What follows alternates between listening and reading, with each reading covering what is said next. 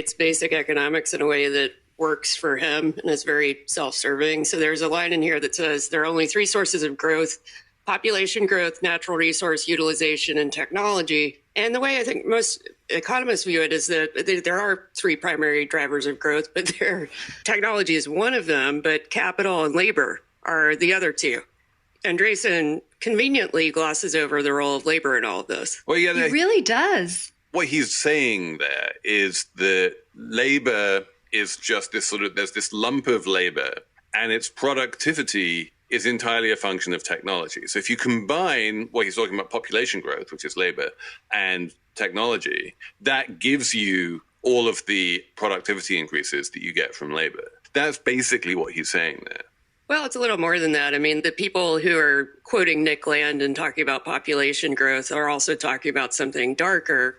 There's some Venn diagram overlap between the people who are talking about population growth and the people who are espousing race science or suggesting that women are inferior. And when they talk about population growth, they're often very explicit that they want a certain kind of person to be part of that growth. And it's usually, a high-skilled, overeducated person who just happens to be white male. Yeah, I'm not sure I would read that into this manifesto. I think Andreesen is very clear. I mean, it's possible. I'm not saying it's wrong. I say that. But I do think it's clear that Andreesen is pro-population growth in general. Like, he's aligned with Elon Musk on that one. And that he thinks that, 8 billion is a good start, but it would be even better if we had 100 billion or a trillion, and that he has these visions of conquering space and all of this kind of stuff. And yeah, at that point, it all just becomes sci-fi, really.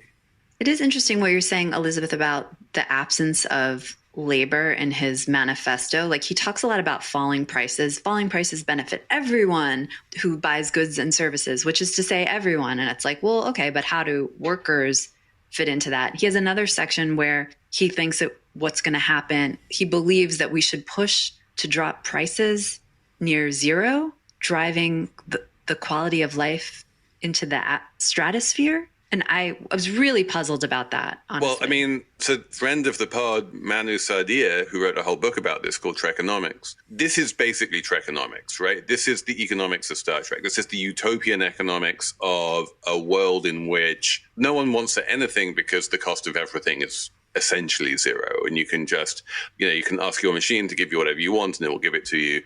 And it is this glorious utopian world. And he does see us moving towards that. As I say, it's sci-fi. What? But how do you reconcile that with what he does? I mean, this is a man worth nearly, $2 billion or something?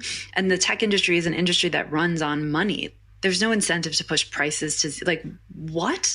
I don't understand how to reconcile those two things. That's an interesting question. This is not an investment thesis. This is a slightly different type of, as I say, science fiction inflected, mildly deranged manifesto, where it intersects with reality in worrying ways. I think is less about any kind of hypocrisy involved in Andreesen himself being a billionaire, and much more in the fact that he is the longest serving external director of Facebook, which I guess we should be calling Meta. He's been on the Meta board for 15 years now, longer than anyone other than Mark Zuckerberg. And he clearly has Zuckerberg's ear, and they're very close. And if you remember when Zuckerberg took full control of Facebook and ensured that his voting control would be set in stone for him and his descendants, even if his economic stake decreased substantially, it was Marc Andreesen who pushed that through the board and said what a wonderful idea it was because Mark Zuckerberg is such a genius.